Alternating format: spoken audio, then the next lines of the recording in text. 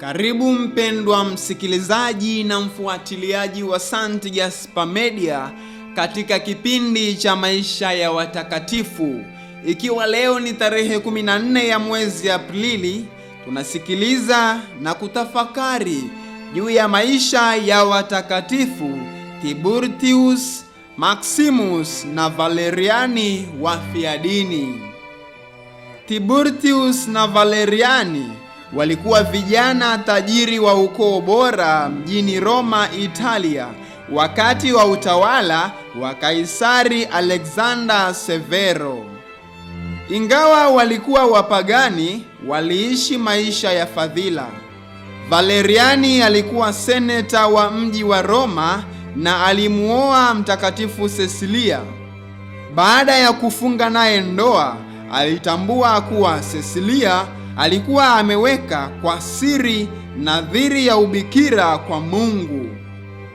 Cecilia alimsihi asimguse, maana yupo malaika anayemlinda, na kwamba akiheshimu ubikira wake, basi Mungu atamjalia neema ya kuwa mtakatifu. Valeriani aliheshimu nadhiri aliyoweka Cecilia na kujifunza imani ya Kikristo.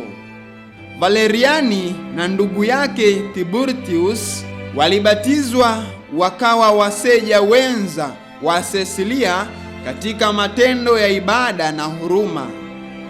Baada ya Almachius aliyekuwa gavana wa Roma kufahamu kuwa hawa ndugu wameongoka na kuwa Wakristo, aliwaamuru wakane imani yao na kuacha matendo yao ya huruma na mapendo kwa maskini, na badala yake wamtolee sadaka Mungu Jupiter, mungu wa wapagani.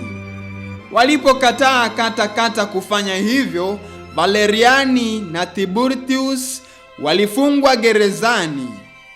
Baadaye hawa ndugu wawili walidaiwa kumshawishi Maximus kubatizwa na kuwa Mkristo.